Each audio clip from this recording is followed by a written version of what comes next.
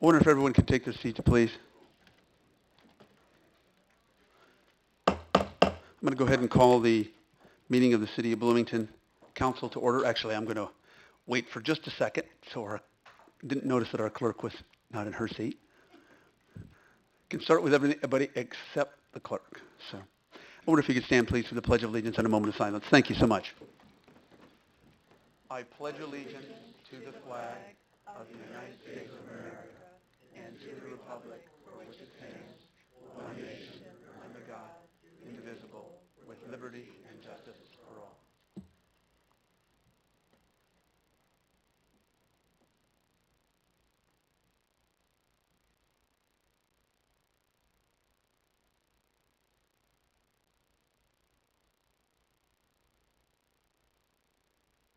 Thank you.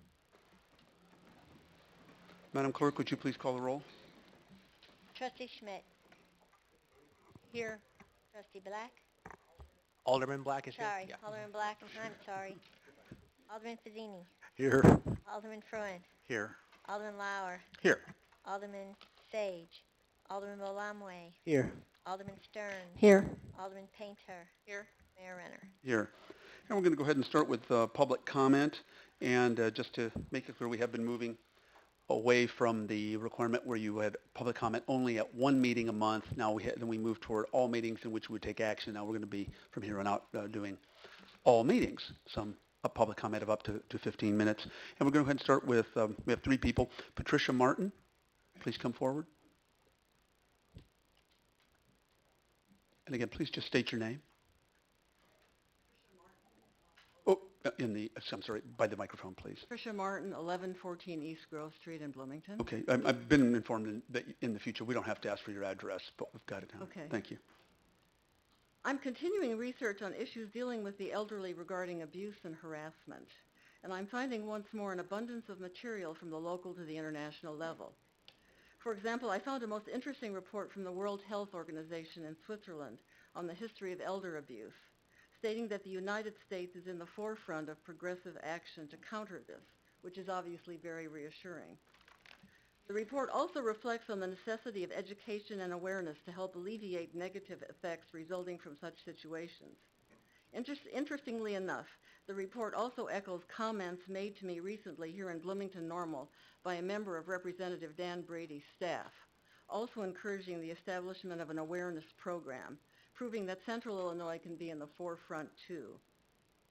I'm very grateful to City Manager David Hales for beginning to instigate sensitivity training for city employees, both present and future, obviously part of the education process too.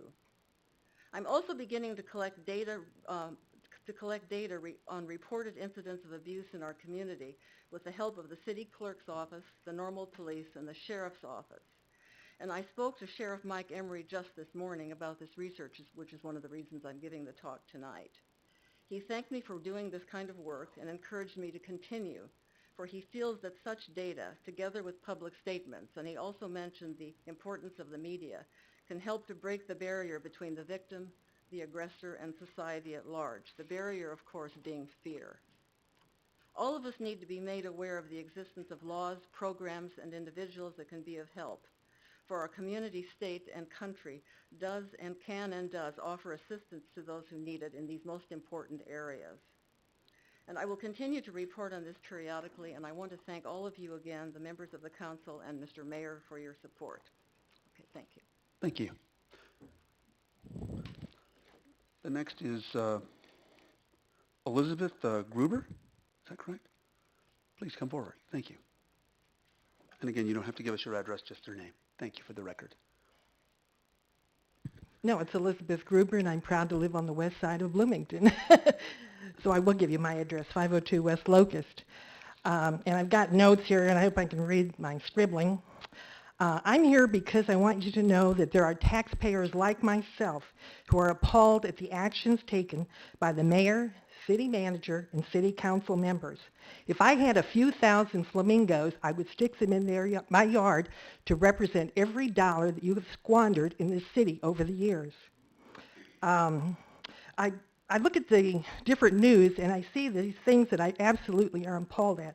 One example that drew my ire was Bloomington hiring a part-time staffer at $85 an hour that was fired from another position, government position in Champaign. And I'm wondering, do you vet these people? I also know that there are other people here with responsible positions that were not properly vetted and had some issues with their previous positions. Let me see. The city manager has increased his staff continuously by hiring what I call our bureaucrats and cutting back on the people that actually do the jobs, like the policemen, the actual workers that get their hands dirty. And then I see you hiring all these consultants to do reports. Well, then what are these bureaucrats doing if the consultants are being hired to do the reports? Then my other issue is I think that you have a responsibility, a fiduciary responsibility to the taxpayer to start looking where this money's going. I don't want to see any more taxes raised because it's just being squandered. You did not even look at cuts that were suggested by Judy Stearns, and that is what we should have been doing at the city.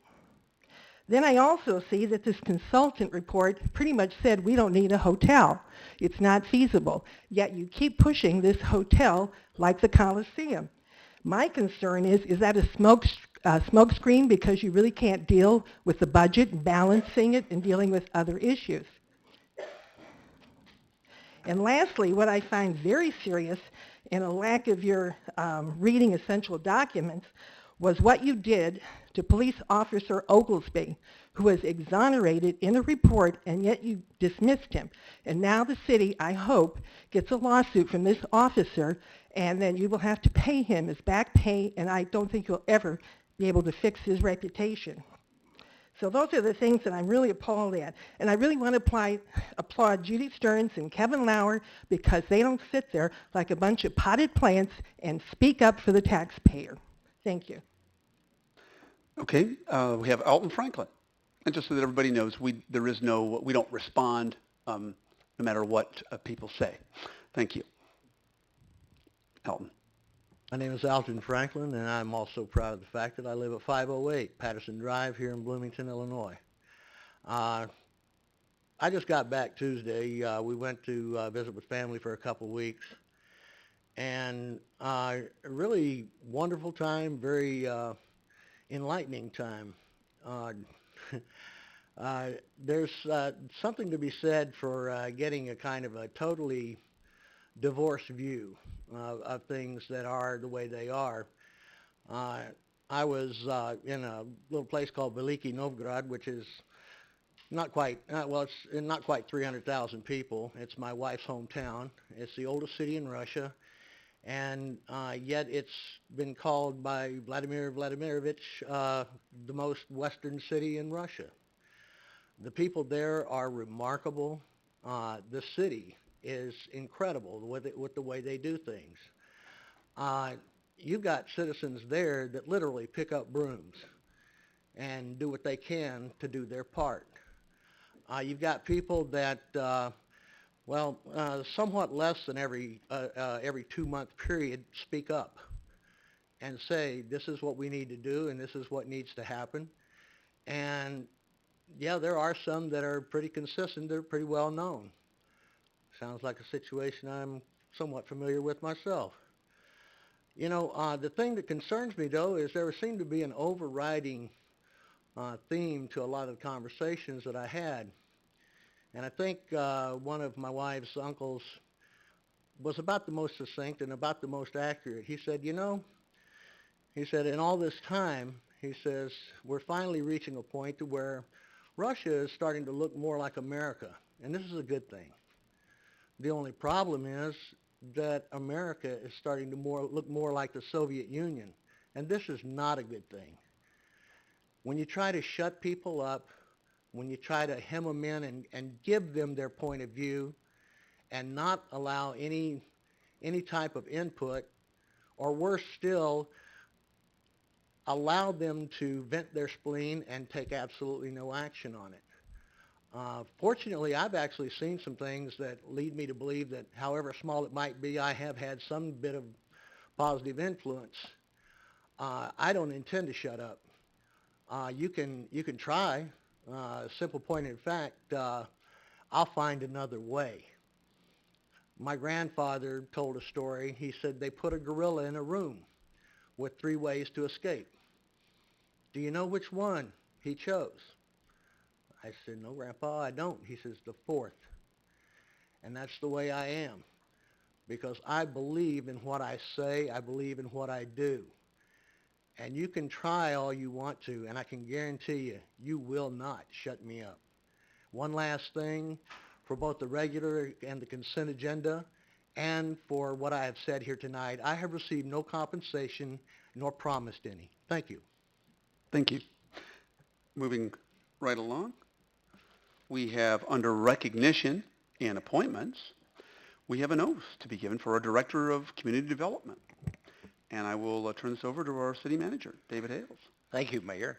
I'd like to ask Tom Deba Reiner, hopefully I get that pronounced right, come forward. We're going to have him take the oath of office in just a minute, but I'm very pleased to introduce Tom to the City Council as our next PACE, or hopefully at some point in time we'll come back and talk about even a possible new name for PACE Department, Community Development Director.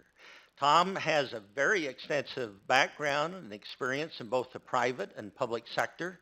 Most recently, he was Director of Community Development for the village of Downers Grove. I think as I had a chance to get to know Tom during the interviews and checking with some of his prior employers, what really impressed me is here's an individual that has a lot of private sector experience and has developed some very positive working relationships, not just internally with staff, but with the development and business community as well. Constantly trying to see how can the city always be looking for ways to help incentivize and make sure that we're addressing and making sure that we're providing a very efficient and productive process to help the development community move forward with their particular projects. Tom's also renowned for his looking at ways to be helping staff improve our processes to be more productive. And as this council knows, we put a high priority on performance management and measuring our workload and other activities, not just to measure them, but to also demonstrate that we are providing good value for the taxpayers' money and fees and charges that are paid to the city. So we're very pleased to have Tom being hired for this new director position. Tom, I'll give you a few minutes if you'd like to share anything else with the council before we have you take the oath of office. Thank you very much. It would be hard to top that, actually. I really appreciate your comments. I've been here a week. I'm excited about it. I've been either a planner or in community development for the last 30 plus years. And as David mentioned, both working for local government directly and as a consultant and in the private sector. And I think all of that brings a different perspective, one that I'm proud to bring to Bloomington. It's a challenging community. It's a community with a lot of opportunity. I'm really excited to be here and be happy. I'm anxious to meet every one of you and get to know you and your interests as well as those in the community and people who will be new to the community as well. So let's do the oath of office. I'm anxious to want to welcome you on behalf of the city and let you know that not only is your position critical, but we want to make you really, really, really busy I want that promoting our economic Want that development as well. community. Thanks. We'll ask the city clerk to come forward and help swear in Tom to this new position.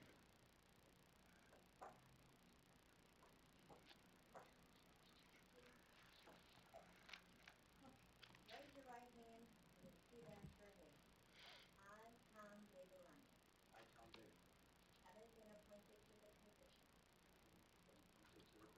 of Director of Community Development for the City of Bloomington, Montana County, solemnly swear that I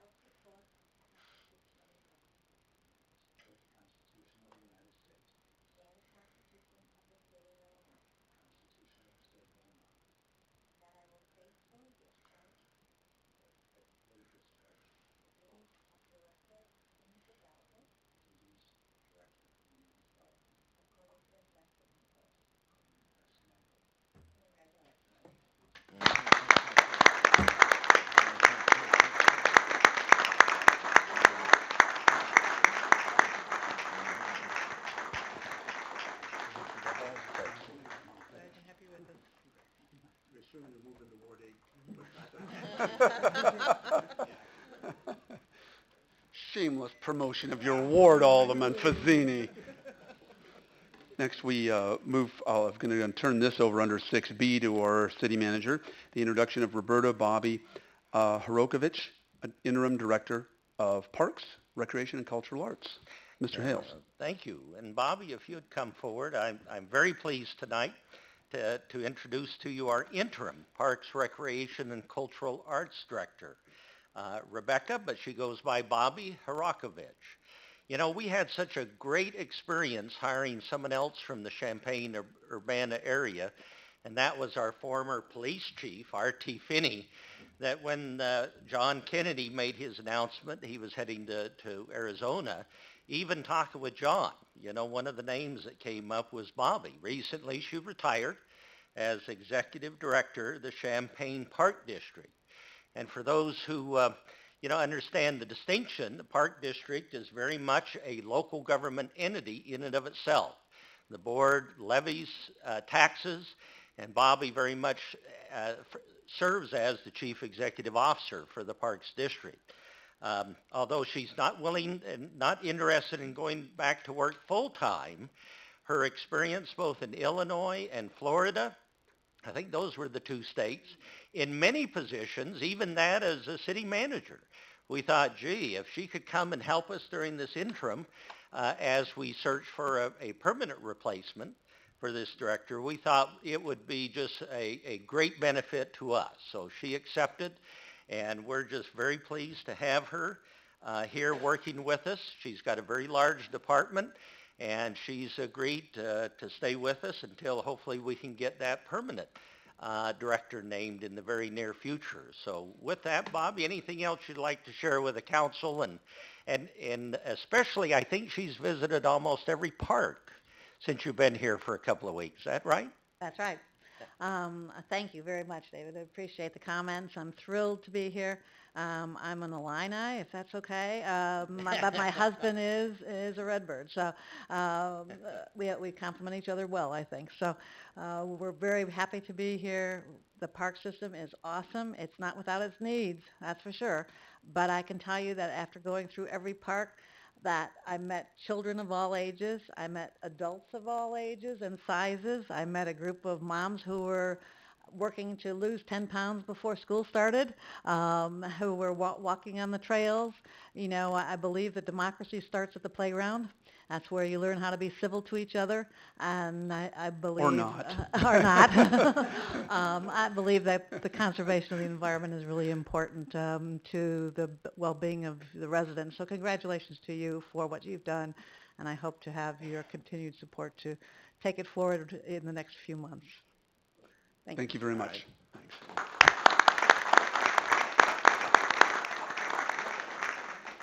Okay, moving right along to our consent agenda. We have a very long consent agenda.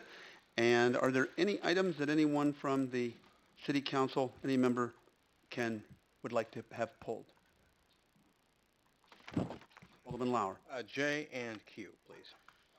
Items, Alderman Lauer, J and Q. Anything else? Okay. Is there a motion to approve the consent agenda except for items J and Q as presented? So moved. Moved by Alderman Fazzini. Is there a second? Second. Second by Alderwoman Painter and someone else. Okay. And there is a discussion. Madam Clerk, would you call the roll? Mayor, with regard excuse to me, that's the right. consent Sorry. agenda, I have not received any monies or financial benefits from any of the individuals or organizations listed in the listed agenda items. Thank you. Thank you. Sorry. And at this, whoops, it's not supposed to be. Okay, if everyone would vote, please. Thank you. It's not on? All right. Clear. All right. There we go. Okay, sorry.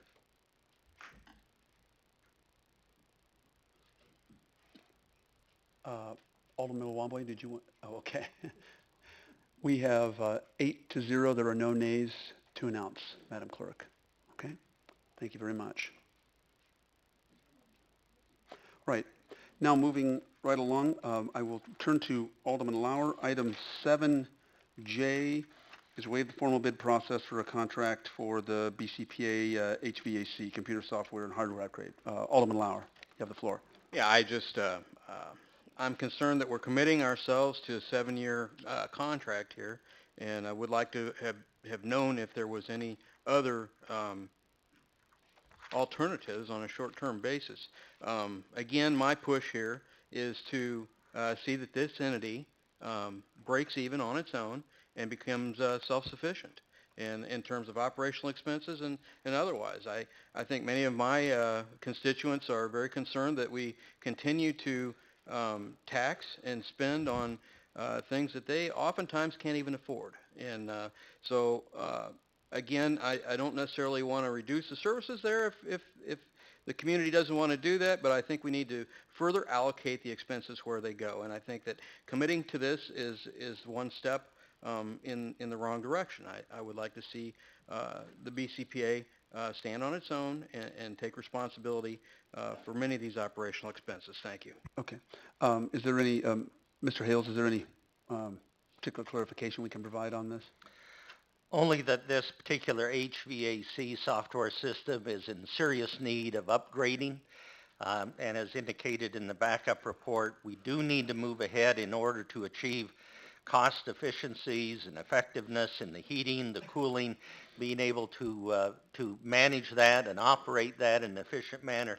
That cannot be done with the current software system that we have. So this is necessary to not only, it's more than just a maintenance agreement, it's also an upgrade to some of the hardware and software we're going to be using. So, in order to preserve this asset and make sure that it can fulfill its function, we're recommending that the council approve this particular bid award as indicated.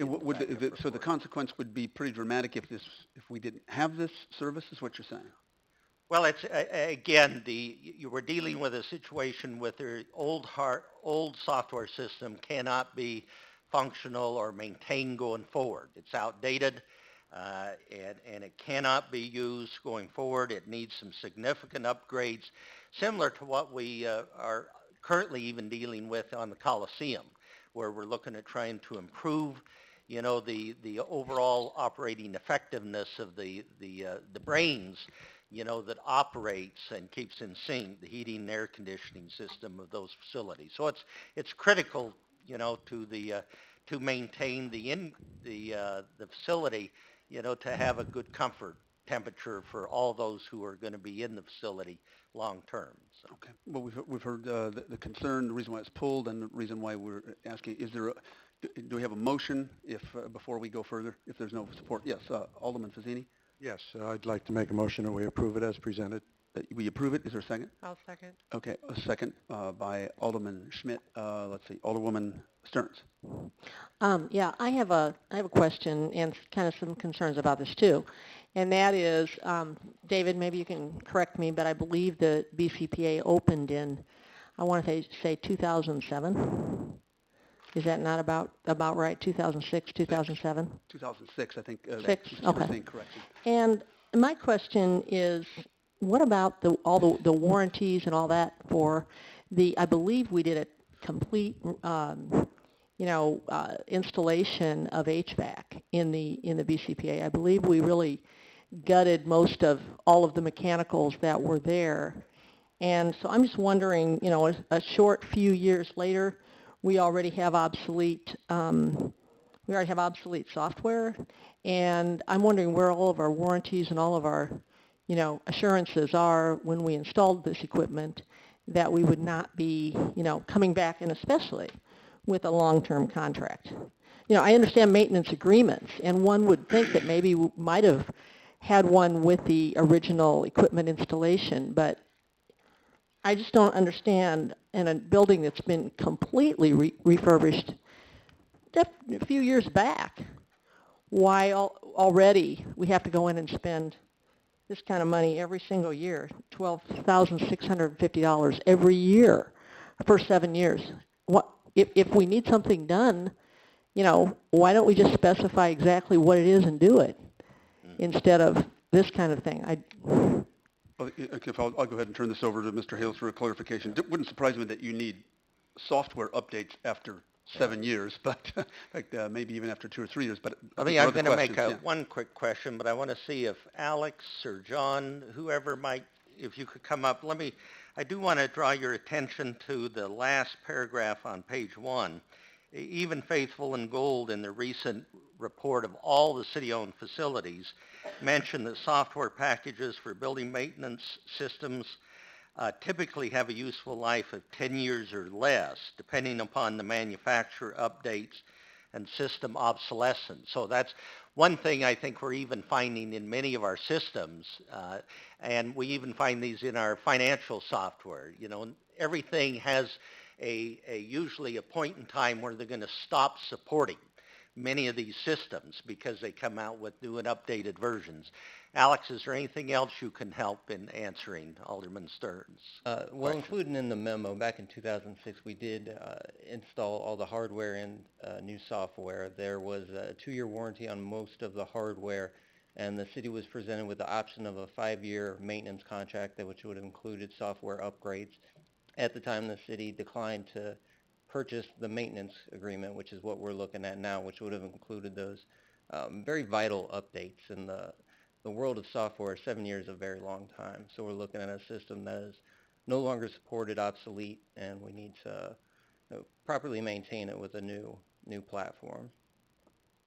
If I could, so we're talking about HVAC here, is that right? It does all the heating and cooling in the building. Right. So every 7 years or so, we're going to have to completely redo this. Is that right? I mean, I've worked with HVAC on a much less sophisticated basis, and I've never seen, this kind of continuous software. I realize this is a major facility, and I suppose it's constantly regulating itself.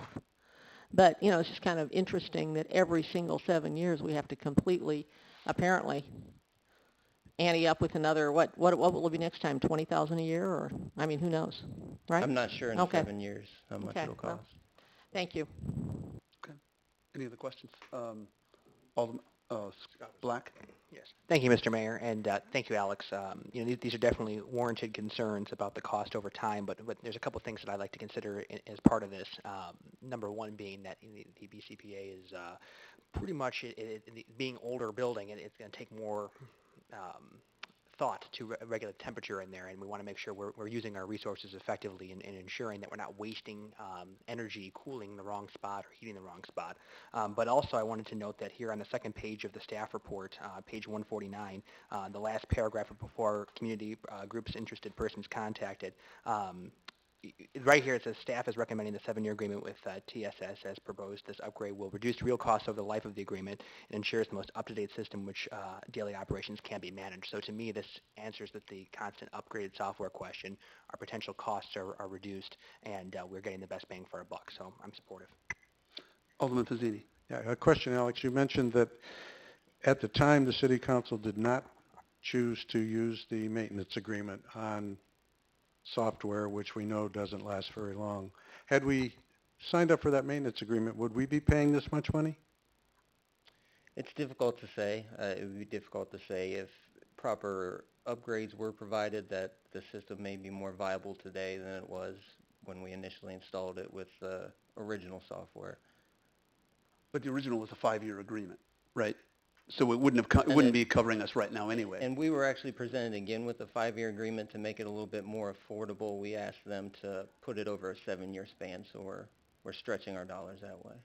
Yeah, but I think had we chosen the maintenance agreement, there would have been upgrades during that 5 years, and we wouldn't be facing this right now. Mm-hmm. That was my point.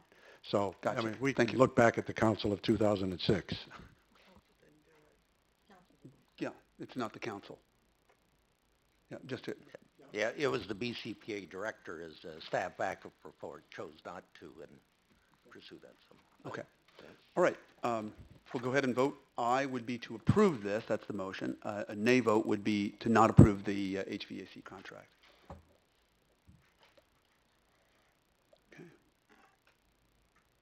Okay, the motion carries 6-2. Madam Clerk, would you announce the nays, please? Nay votes are Alderman Lauer and Stern. Okay. If we move right along, I think also Alderman Lauer pulled item Q, 6Q, and that is the request to approve a budget amendment in the general fund for the bus barn. And I'm going to go ahead and turn it over to Alderman Lauer for his concerns. Thank you, Mayor. I'm just concerned about the condition of the property. I'm concerned that we haven't done our due diligence in terms of looking at other alternatives, including tarping the trucks. It appears that we're trying to protect our salt-loaded trucks in case of a snow or ice emergency, which is due diligence, certainly. You know, in many of the other industries that I've been acquainted with, including farming, where we are very, very moisture conscious about our product that we're hauling and the temperature therein. You know, it's adequate to tarp the trucks and let them sit overnight. I'm just not sure that we need to be spending this type of money and, again, committing to a number of years, 3 years. And I realize that there is a short-term out at 6 months, and I'm pleased to see that. But I would just like to see some other alternatives in the short term. I guess that's the big thing here. Okay, we'll go ahead and turn it over to City Manager Hales for a brief response or clarification. And as we shared with you previously, we have looked at other options, and we really haven't come up with anything that seems to fit the current needs and especially has the proximity. But we're continuing that effort, and if we do find something that might serve both short and medium term, we'll continue to evaluate and bring those back to the council. Hence, that's why we wanted to make sure that we had a 6-month, opt-out provision, even in a 3-year agreement, if we found something that could better serve our medium, term interests for what about the this tarp equipment. Option that Alderman I'm going to have to turn to ask Jim Karch if he could come up and explain that, and maybe if he wants to comment on that. And the other, keep in mind, we have had almost free use of this facility for, I think, 1 or 2 years. 2 years. So, yeah, so would you Thank you, care to City comment? Manager Hales. Alderman Lauer, in response to your question, as we had brought before to the council in that closed session, we talked about this. The key component of this is a short-term solution. We committed to the council that we would bring back to you in the next budget year more of that midterm, looking at how could we build some covered facility. One of the issues that you have with tarps is, yes, while it might prevent some of that rain whenever it's exposed to the elements like that with salt, it still will become more of a block, which is once you start going out and trying to distribute that salt, the big issue is when it clumps, it becomes very untenable to be able to have the quick response that we have. So what we're looking to do as a city is we need to plan for the long term and deal with the short term while trying to find some sort of interim solution. So again, what we presented is we've committed to this next year, put it in the budget if it were able to be approved, something that would allow us to maybe even purchase land for a future either a satellite facility or a different facility for Public Works, looking then what could we do on a midterm solution for something of a covered facility. Either through a Morton style or some sort of, four-sided type facility. If we were able to do that, then we would look to get out of, this facility, this bus barn.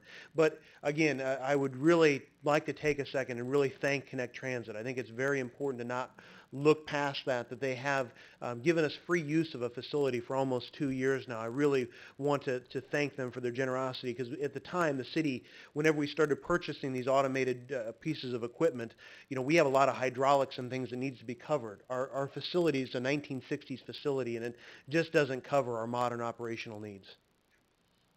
Any other questions? Let's see, we'll start with Fazzini and Schmidt. I'd just like to make a motion so we could put this on the floor for discussion. Okay, motion by Fazzini. Is there a second to approve? I'll second. Okay, I got a couple seconds. Second by Alderman Black and Mulawambi, but we'll give it to Alderman Black. And Alderwoman Schmidt, you were next. Yes, I understand entirely why we want to keep these vehicles protected, but I'm really still bothered by the fact that, as the staff report says, that the roof is in a state of serious disrepair, multiple cave-in points, non-standard construction, and The more I thought about this, the more I mean, would this even pass building inspection? I mean, why, I just find it really difficult to think that this is our best solution. And I also, I guess I don't really appreciate what changed from our using it at no cost to suddenly having to pay for it. And maybe, can you help us? There was always a desire for us to move forward with something. I guess I don't want to speak for Connect Transit, but there was always the understanding that at some point we would be bringing it to the city council. Alderman Schmidt, you bring up a couple key points. We didn't bring this to you trying to say in a vacuum everything is wonderful. That front office space, we show pictures in the memo showing the collapsed roof. We're not looking to utilize that front roof space. That's not something we'd be looking to do. Asbestos concerns, we don't want to occupy that space permanently. It would be that need for us in a close proximity to where our building is at to be able to allow us to continue to operate. Again, with the type of space needs that we have, that is more of our concern. There's a fuel station we point out, in that they're on the property. So that would be a concern. We're not looking to use that. And so again, the key is that we're not looking to try to expand Public Works to permanently use every facet of this facility. It is just really filling the gap for us while we're trying to assess long-term decisions. So they were basically giving us this option. They didn't necessarily suggest that we were getting this gift in perpetuity. That was never the What was the intended trigger purpose. point then suddenly that we are paying for it and we haven't paid for it? I mean, what occurred there that... Can I maybe, as, serving on the Connect Transit Board, that basically they have an interest of ultimately selling the facility. They have tried on a couple occasions. I think they're struggling because the appraised value hasn't necessarily generated purchase offers for the amount of money it's been appraised for. They also understand that could be potentially changes going on in the neighborhood. Even the mayor, as we've talked with the library board about, some expansion. There could be a need for, a detention basin in the area. The YMCA is looking at possible expansion or building a new facility. So I think because of that and the unique nature of this facility, I think they're finding that there isn't a ready market to necessarily sell it right away. But they also have fiduciary duty to return to the Connect Transit, funds and revenue, for the assets that they do have, because they are so highly dependent upon federal and state dollars. So this is even, I think you could say, federal requirements, because some of those federal dollars was used in purchasing that. As they're talking to these people, I'm sure some of those same people have, says, why not lease it? Derive some revenue and then continue to keep your options for a possible future sale of the facility. City manager, if I could even add to that, I hate to speak for Andrew Johnson, the executive director, but he has expressed that they do have that. The federal government does regulate that area, and they have expressed that. What are you doing with this? What is the current use of this? And they have to provide answers for that. So entering into an agreement would answer that question for them. So that's why the trigger point, I guess. Alderwoman Stearns. I did read the staff report, and I understand that we put 2 smaller buildings out of service. There's 2 other buildings. Now, did we tear those buildings down? They were on the west yard off Howard and Mulberry, and then you've also got the Havco building that was an older building right off of Jackson, right over by our drop-off facility. And there was a contracted to demolish both of those since we had taken those out of service. The council in a previous fiscal year had, that was actually, that West Howard yard was one of those that was built in the Right. that 1920s that had Gotcha. some historical value. And so we did tear those other buildings, or they're going to be. Okay, all right. And I guess this lease price or so on wasn't budgeted apparently for 15. I haven't. So I'm wondering too. I mean, kind of the logic of things, as Alderman Schmidt I think kind of pointed out. What were we planning? We did budget for this. We knew our other buildings were going out of service. What was our plan? we didn't know whenever we'd be able to move forward with this. And so, we didn't know how it was going to move forward, if we were going to continue to. There's been a lot of discussion about the Public Works campus, period.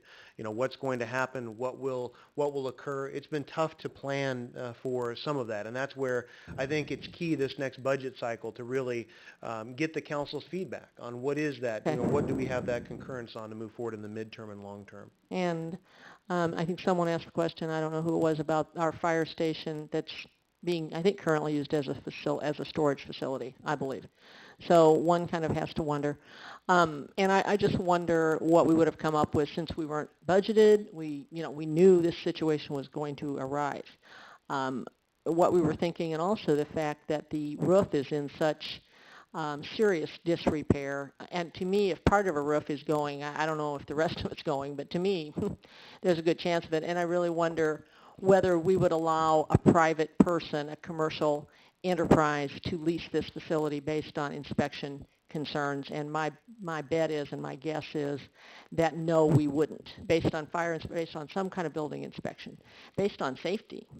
So I'm not real comfortable with this, especially for 3 years.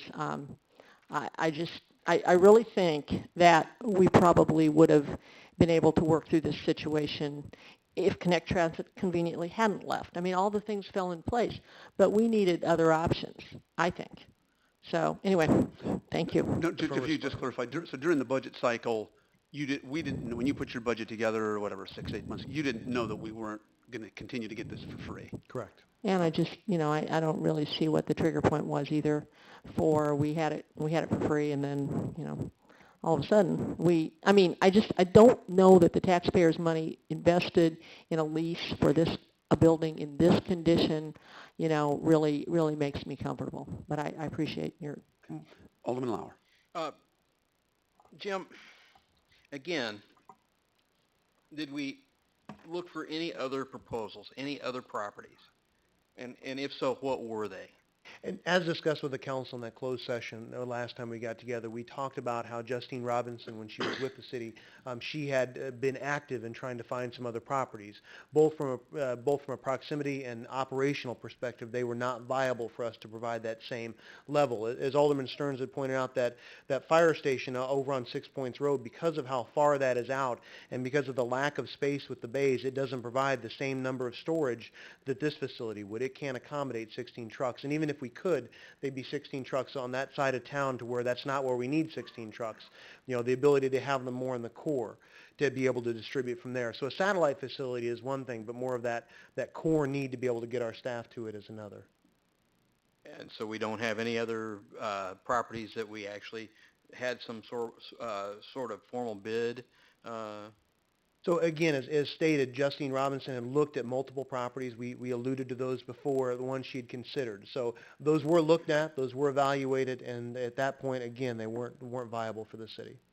So there were no other properties that were viable, is that right? When the ones she looked at, no. Okay. Is there a possibility that we could take this back to committee and actually issue a request for proposal and look for a more viable, maybe more cost-effective alternative? I mean, again, well, no, we've got a motion on the table. We have to vote on this one. But of course, again, if we realize the RFP would be something that's really closely centrally located to where we are right now, that has this much square footage, it's, anyway, we can do that. But let's see. I think I saw Alderman Milawambwe and then Black. You can weigh in on this. Go ahead. A question for you, Draw Jim. this to a close. So walk us through what would happen if we deny this request tonight. If we deny the request, depending upon the action that the council gave us, if we went through an RFP or the like, the rub would come in for us as we don't really have a good place to go come winter. So we need to process the RFP quickly, which we could do. I'm sure that finance would help us with that. The issue for us is going to be once winter time hits. We can store a lot of our equipment outside right now, but come November, December, that's where things are going to get more difficult for us. Walking it through, I'd have to get with finance to talk about what that would look like to do an RFP. Past that, I don't know if there's any other, city manager, if there's any other facet of that process you can think of. Once again, I just want to make it known that we do have a 6-month termination notice. November snow could be, not too far off. So what this does give us is certainty, that we've got a facility that has worked very well the last 2 years at no cost to the city. And I think our level of service on snow removal has been even more exceptional because we've had that facility. So at least we have that certainty knowing what we are going to have. If we do start looking again, and find something else, we just don't know if there will be anything else. And like Jim said, we did ask Justine to look, had to contact brokers and others, and we just weren't able to find, there was nothing brought back to us that something would suit the needs of the Public Works Department. Now, things change month to month, and things like that, but we're going to continue. That's why we have the 6-month opt-out provision, is if something better comes along, maybe even more cost-efficient, we'll bring that back to the city and look to exercise our termination provision. Again, I think, at least from my perspective, the council can overrule me, but I think we're beating a dead horse over and over here. If we could be very quick then. I haven't heard from Alderman Fruin yet, and then we'll go back to Black and Millawambwe, and let's wrap this up. Thank you. Thanks, Mayor. My short take would be that I am concerned, as others are, with this situation. Given that, I think we also have to ask ourselves the question of, have any of us been in the building? I've not been. I've not been in the building. So in the absence of that, I think we defer to the expectations we have of our management team. We expect them to make the right decisions, and that's what I'm supportive of tonight. I think what it comes down to me for in this situation is we do have a short-term lease, opt-out. It's not an ownership. It's a temporary situation.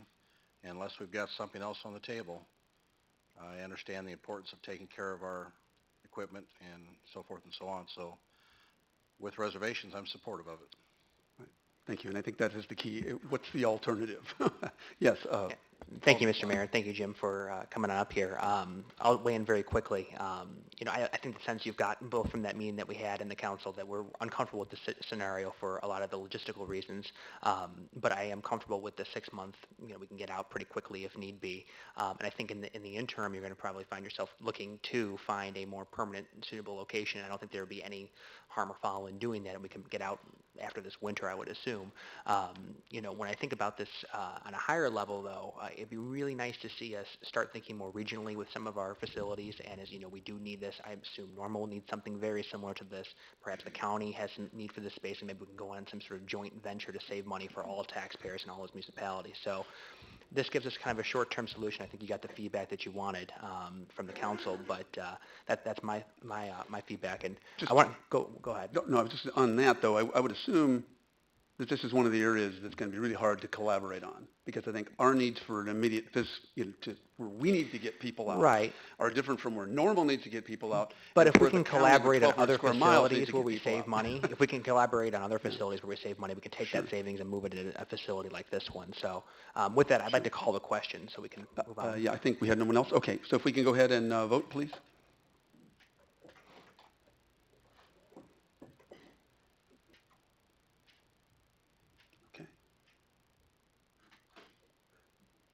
The vote is 5-3, and Madam Clerk, would you announce the nays, please? The nays are Alderman Lauer, Alderman Stearns, and Alderman Schmidt. Okay. Thank you. And we now move on to our regular agenda, and item 8A is downtown transportation hubs, and this is sort of changes for the 2014-2015 school year. There's actually have a presentation and discussion, and that's our only item on our regular agenda this evening. And I'm going to go ahead and turn this over to City Manager David Hales, and I think our interim Deputy City Manager Sue McLaughlin is coming up because she has been very active on this. I know we've all heard about people who have complained about our bad downtown signage, have had their cars towed, and I have to say, having gone down there, some of the signs are very, very confusing. And Sue, I think you've even got a prop there. Yes, I do. And not even just a photo, you got a prop. Awesome. And Mayor, if I can, I also want to point out that, starting several years ago when Alderwoman Schmidt was very involved with the Downtown Entertainment Task Force, there's been many, many ideas being promulgated about how can we help address a number of challenges downtown, one of which has been how do we get people in and out of the downtown late at night, especially Saturday morning, Sunday morning at 2 a.m. as taverns close down. We've had a lot of complaints about taxis, vehicle for hires. How do we maintain a safe situation for both vehicles as well as pedestrians? And these transportation hubs was a recommendation that we tried. But we've also been in that process of evaluating, is this still something that we want to recommend we continue? So tonight we're going to talk more specifically at the downtown transportation hubs, but there's many other issues too that is still part of that process to continue to evaluate. But I appreciate Sue taking the lead on this review, and Sue, if you'd like to go ahead and present the input from staff on this matter. Thank you, Mayor and City Council. Yes, we did take this forward, and we started the process back at late June. On June 25th, we had a downtown business traffic steering committee meeting, and Tricia Stiller with the Downtown Business Association attended, as well as staff and engineering. And we just kind of threw everything on the plate to discuss, okay, where are we at? What's working? What's not working? So we started talking about, obviously, we all know that there are a lot of signs downtown and very confusing signs. And obviously one of the reasons we're talking about this is because there's been a lot of complaints about towing. And is this working, especially what we're trying to address, which is the crowds, especially over the weekends. So we thought, well, let's break this down, and first we'll talk about the signs. And we talked about everything from, consolidating to new signs, to the wayfinding that I know has been discussed and hopefully we can address sometime in the near future. Some of the other things as listed in my report included, valet service for some of these downtown businesses, moving a hub to a central location, but we determined that that wasn't safe for the citizens. One of the reasons that we have the hubs is because we don't want people walking in the streets. And so to get these hubs where they can go right from the curb to the vehicle. We also talked about the parking decks, trying to direct people to the parking decks like during the day or before 10 p.m. so that they're not getting towed, that they park, but they're not very attractive right now. Some of the lighting is old and yellow, or the decks are, maybe need to be spruced up a little bit, or how do we direct people to these decks and make them more attractive? Also, Mrs. Stiller notified us that they are working, the Downtown Business Association is working on an ambassador program whereby they're looking to have volunteers to walk around the downtown area during the day and night to answer questions, to provide directions and information. That's still a work in process, so that wasn't something that we could use right now. And then also marketing efforts, which included working with the businesses that are mostly involved, especially surrounding these hubs, try to get them, whether it was, put signs on their windows or on their bathroom doors to try to, notify people, please don't park in these areas. So what we decided to do was break it down into incremental steps. So our first step was our show and tell. What this is what's called the universal towing sign. So you don't have to read it. You don't have to try to read what the words say. Pretty much if you see this, you know that it means tow away. It's bigger than some of the other signs, and it's going to be installed underneath those smaller signs so that it's about 6.5 feet up, so it's not 8 feet up, which is the tallest that we could make something. And it's bright red and white. So this is our first incremental step. As I stated in my report, we're going to be installing them before school starts, so over the next couple of weeks. And hopefully that will help. That being said, we also know, it's more signs. And not everybody's going to see signs. So one of the other things that was discussed was currently there's typical white striping for these parking spots, is to actually add a pavement marking, whether it's a white dashed line or a solid blue or a solid yellow, so that when somebody pulls into that spot, they see as they're driving, something's different here, and hopefully it would direct them to look for a sign that tells them why it's different. The other incremental steps would include the PR campaign, continuing to work with DBA on marketing and working with the businesses, trying to get the word out. We've already reached out to Derek, our interim facilities manager, on what possibly we can do to make the parking garages more, advantageous to use. And also just keep researching, keep the ideas open, which is why I put this up on the screen. This came out of a recent meeting of the downtown business owners talking about downtown traffic and parking. And this is a template that Susan brought. She is a downtown business owner, and she saw it on the internet. It's not something that's in the works. It's not something we've ordered. It was just something that all of the business owners that were at this meeting found very intriguing because it would be one sign. You wouldn't have 5 or 6. You would have one. There may be a concern with color blindness. If you have trouble reading red or green, you can make it blue or white or blue or yellow. That can be discussed. But we were just discussing it's pretty clear. Okay, let's see. I'm here on a Tuesday, and it's 3 o'clock in the afternoon. Okay, it's green.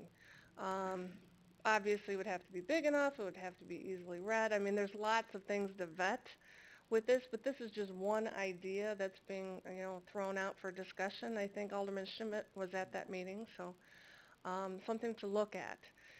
It certainly generated a lot of interest, so those are some of the things that are out there. I did speak with Chief Hefner about how he felt things were going. Obviously, it's not the school year right now. He did feel that the hubs were a benefit versus taking them out. He does feel that not having a central location is safer than having people walk in the streets. We even discussed, I guess, a number of years ago, there was discussion about the closing of North Main. Obviously, that wouldn't work. How would you get people out and emergency services and things like that? So we're still talking about ideas, but the hubs are a good idea. They do spend less time towing issues than they do with the bar issues. And they do still consider it a safety issue that they would like to see their continued use. So hopefully these steps are where we're headed, and we're always open for ideas and suggestions. And you want to show us that one there that's maybe a little more clear and tangible. Oh, you want to see it? Sure, I can. Oh, you want me to turn around, or you want to turn around? Or I can. A new car. No. I'll hold it up too. Sure. You kind of see, this is a little clearer, certainly from the current signage. I have a question. Okay. And I think we got our Q&A period, and you're 2 minutes ahead of schedule. So, All right. we're going to go ahead and start with Alderwoman Schmidt. Just a quick question. Thank you again so much for your work on this. This is great. And really appreciate you coming to the Downtown Property Owners meeting, and that was really great. I'm not really clear. Are signs coming down, and that's going to replace signs, or is this an added sign? Or? It's an added sign, although there was discussion about, yes, the height, you cannot exceed 8 feet, and we can't go below 6.5 feet. So what they're going to do is kind of address it as they see it, whether it needs to, some consolidation or to make it all work, but they want this, we would like this one as the lowest one so it's closest to eye level. That is extremely clear, and then you get the smaller signs that say, no parking except but for whenever. I mean, you really can't figure them out. There's no way we can take those other signs down? Yeah, I'm sure, we probably could discuss that with our traffic engineers, absolutely. That would be awesome. Yeah, especially if they're not necessary. Yeah. Well, yes, if they duplicate. Right. Alderman Black, and then we'll go. Thank you, Mr. Mayor, and thank you, Sue, for putting this all together. To me, I remember when I saw it was floating around online a couple weeks ago, I think, actually, Michael Gorman was the one that I saw. I clicked on his Facebook, and I saw this, and I posted it to my Facebook. And to me, this is an urgent business matter for the downtown area because I've had to park down there before, and I consider myself a fairly reasonable person, and I'm confused by it. It's like a bad logic problem about when you can park and how you can park. And I think when you had a car. yeah, oh, oh. That was low. Ouch. Yes. So this to me, I think, would make business sense for a lot of, because I think this is super clear, and I know reading the article that there were a lot of ADA concerns with, height, color blindness was definitely one of them. But to me, these are easy challenges that we can overcome, and I think the goal should be to get away from those cavalcade of signs that are very confusing. At an even higher level, I would love to see us eventually charge for parking downtown. I was reading this book called The High Cost of Free Parking, and that we are essentially subsidizing a lot of the infrastructure challenges because we're not creating a healthy flow of people downtown, and as much as 30 to 40% of traffic can come from people just looking for a parking space. And even if you do it at a nominal cost, it just helps to keep that flow going. But you counter that by having free parking spaces in the garage so people can have the option to park for free. And there are a lot of excellent apps out there. I mean, when I was in LA, Phoenix, DC, they have ones you can sync up to your credit card on your phone. It scans your spot, it charges you, and you're done. So it doesn't have to be a confusing one with pumping in quarters. So I think at a higher level that would do our downtown well because we create more flow of people. But that's one of those controversial issues I'm sure I'll hear about. So that's my feedback. Thank you. Thank you. Alderman Fazzini. I'd make one comment. Don't not go forward because of people like myself who are colorblind. We managed to get along, and these signs aren't going to confuse us any more than anything else does.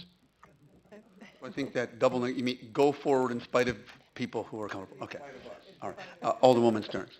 I'm just curious, what impact, if any, will this have on the downtown bar scene, at 2 a.m. on Saturday morning? Or, I mean, what? I think what this is starting is we're going to try to keep the cars out of the hub so that the vehicles for hire can park there. So it should assist in not having to tow less people and then have those vehicles available for people to get on and off easily. We're hoping that'll help. Of course, a sign like that is not going to hurt, especially if we get rid of the other ones and we have something that's a little clearer. That's a very good point. And then, other questions, comments? Anything else you want to bring to our attention? Thank you. All right, thank you very much. Thank you. Okay. Well, we're going to move right along, believe it or not, to our city manager's discussion.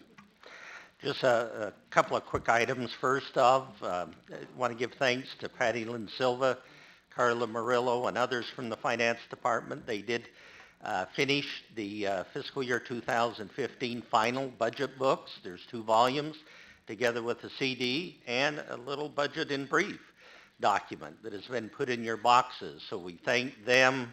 I think Alex was very much involved in the budget in brief again this year. So we'll also be putting out on the website that all these documents are available electronically as prior year documents are as well. So appreciate all their effort. And do want to thank Mike Kimmerling, who last week served as interim city manager while I was on vacation, for him and all the staff as they dealt with and assisted you with the committee of the whole. So appreciate all of them, and please be patient with me as I continue to get caught up after being off for a week. So thank you. Okay, thank you very much. I'll be appropriately brief as well. I usually try to at least give a moment or two on the mayoral open house that we had, and last Friday we had 14 people plus myself and staff that came to the open house. We had pretty wide-ranging discussion, not as much on what we were dealing with this evening, other than there were some people who were quite concerned about having their cars towed and the confusing signage, but we did talk about our transparency ordinance policy, what that might be, and obviously the Citizens Academy, the status of that. There were some other questions that we had. I want to thank in advance Alderwoman and Mayor Pro Tem Karen Schmidt and Rob Fazzini, who will be at the groundbreaking that I really want to be at on Wednesday, but I cannot attend. I encourage all of you to attend.